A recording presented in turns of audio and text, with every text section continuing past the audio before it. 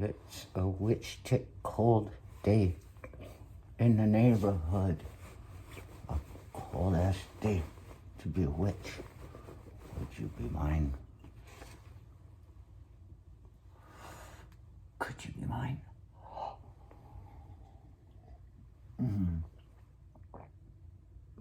Not colder than a witch's tit, but that time's coming. Yeah, I know. You're thinking, oh, Judas, what have you done? There better be tequila in that. And I should be ashamed. I shouldn't be talking to you with the coffee. But sometimes things just happen. You know what it's like when things happen. Real pain in the ass, isn't it? What the hell? I don't know. I had I'm second cup of coffee. I'll drink a half a cup of coffee when I wake up. I'll go to the bathroom and come back. Put a little bit more in it. And then I don't even drink half of that. And then, time to get up. Wakey, wakey.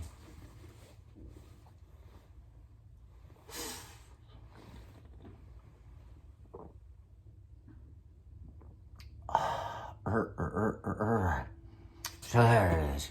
Back to normal. I just come out. Dreamed of Pinocchio last night, but I can't remember what it was. I think it was probably bad. How's my hair? Perfect. And so I come out here for that second cup of coffee, and I look, and there is an interview with Mr. Fred Rogers and Johnny Carson. And so I say, well, I guess I should probably watch that. I was never a big fan of Mr. Rogers. He was too peaceful and complacent for me.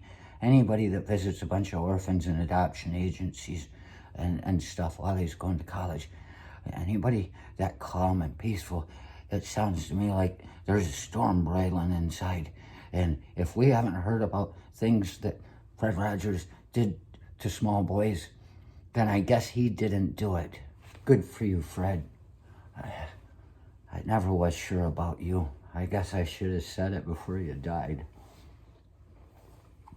But the thing is, they're sitting there talking, and he just answers the questions. He's pretty much to the point. And Johnny's asking, how you went into this business, and Mr. Rogers says, well, he says, I remember, he says, how do you feel about you don't have a studio audience? And Fred says, no. He says, I remember when I was a young man, before I even had my show, I was working as a floor manager on the set at NBC. And Gabby Hayes had once said to me, after I asked him, how do you deal with the idea that there are millions of people out there watching? And Gabby Hayes said, well, I just talked to Freddie, just one little buckaroo. Fred got something out of that, and having heard Fred's story, I said, that's interesting. When I first went on the air at KS Jazz with the Dawn of Betrayal, I went in there wanting to share one person's mind without anybody being able to get in the way of it. You can argue all you want, and you probably don't even remember what I had to say by the time it's all over, because constantly you're thinking, that's bullshit. And you get distracted and pushed off course, and by the time I get to the point, you don't know what the hell happened. But in there somewhere, I have hypnotized you when you forgot you were really focusing on me. Your mind's out there somewhere, but there's some mechanical thing that's taking it all in. See? That's how you get into a person's head. And so I would just talk to you. I wanted you to feel special. I really did. And when I looked at that, him saying, he just pretends there's one person out there that he's talking to, one kid. I said, wow, Mr. Rogers and I, we do have something in common. See, commonality. that's something that people must have if a society's going to get along.